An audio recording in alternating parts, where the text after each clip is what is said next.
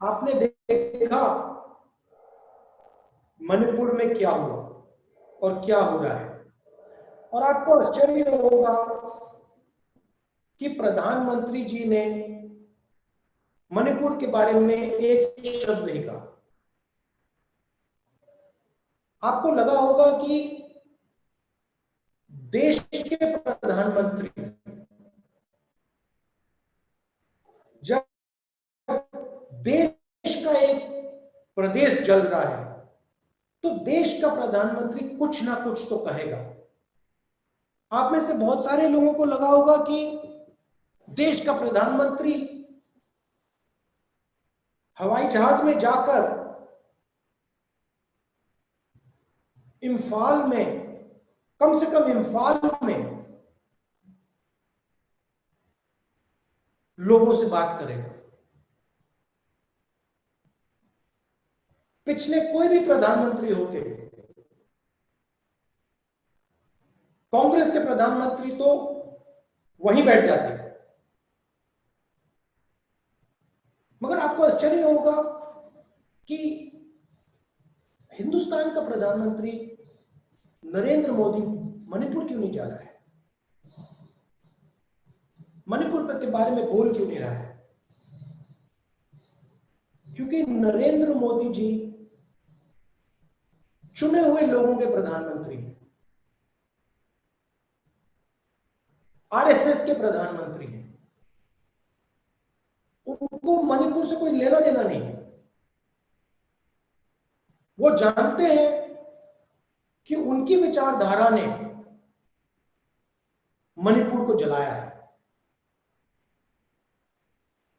मगर जो मणिपुर में दुख है, दर्द है, जो महिलाओं को चोट पहुंची है,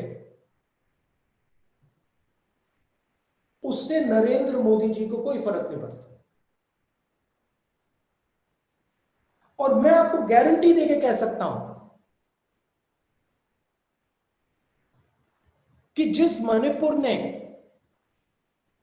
प्रधानमंत्री के दिल में दर्द नहीं पहुंचाया, वही मणिपुर इस मीटिंग में हमारे हर कार्यकर्ता के दिल में दर्द पहुंचा है।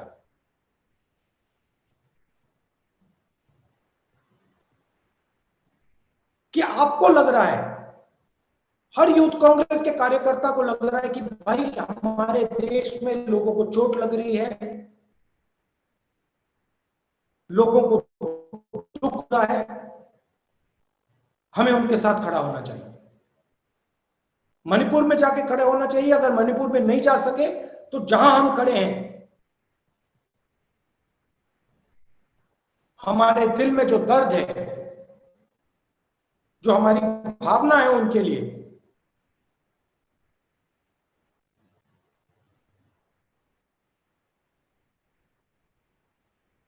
तो मेरा कहना है ये फर्क है। वो सिर्फ सत्ता चाहते हैं और सत्ता के लिए वो कुछ भी कर देंगे। मणिपुर को जला देंगे, बाकी देश को जला देंगे, हरियाणा, पंजाब, उत्तर प्रदेश, सारे देश को जला देंगे, क्योंकि इनको सिर्फ सत्ता चाहिए और कुछ नहीं चाहिए। इनको देश के दर्द से कुछ फर्क नहीं पड़ता, दुख से कोई फर्क नहीं पड़ता, इनको सिर्फ सत्ता चाहिए। और ये लड़ाई है। एक तरफ आप बैठे हो, आप कांग्रेस पार्टी के भविष्य हो, आपके दिल में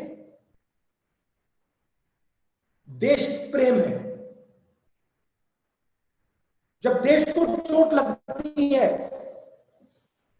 कहीं भी हो, मणिपुर में हो,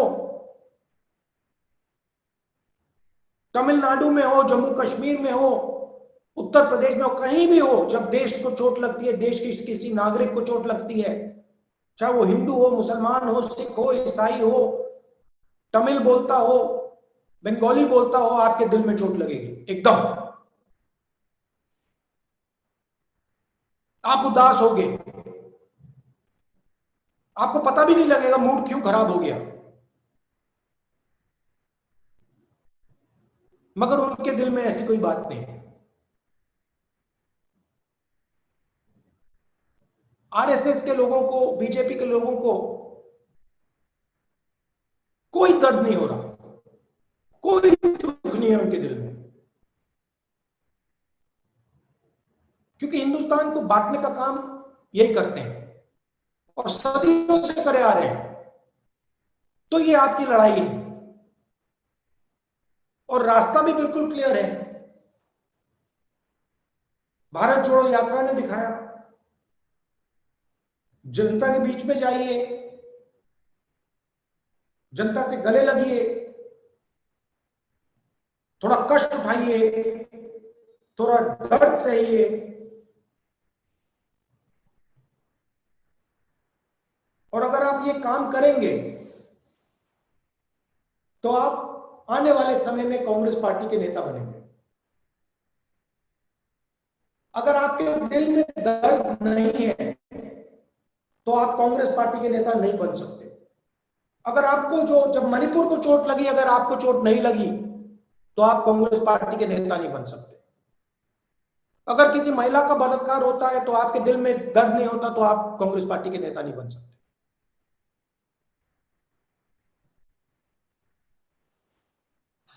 तो जो आपके दिल में जो दर्द होता है उसका कारण आपकी देशभक्ति है कि आप अपने देश से प्यार करते हो।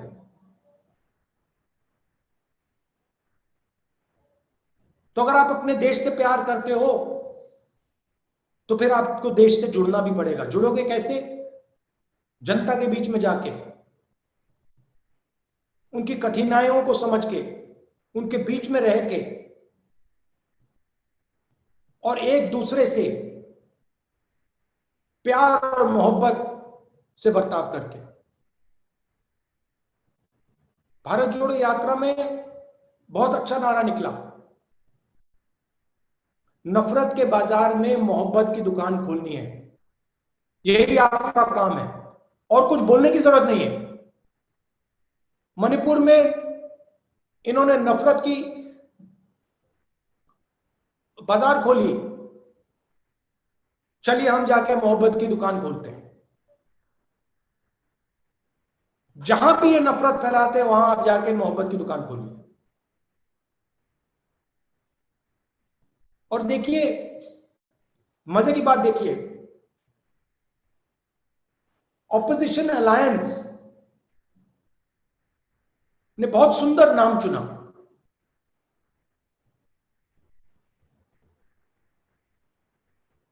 जो हमारे दिल से निकला,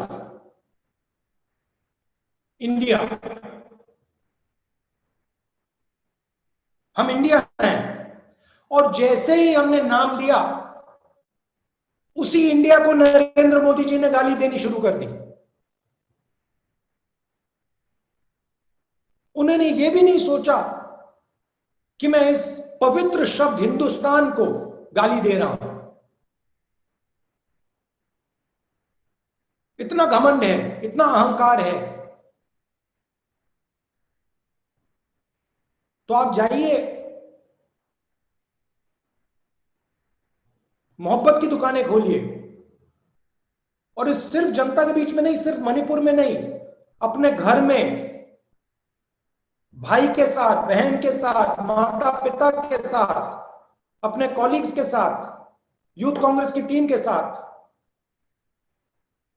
आप मोहब्बत फैलाइए, उनको नफरत फैलाने दीजिए। मुश्किल समय है,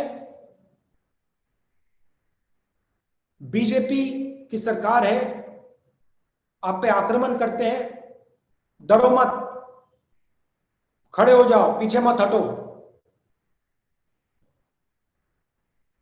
मैं आप सबको कांग्रेस पार्टी की विचारधारा की रक्षा करने के लिए बधाई देता हूं।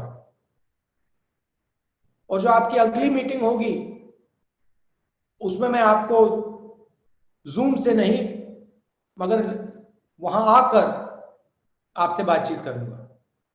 बहुत बहुत धन्यवाद।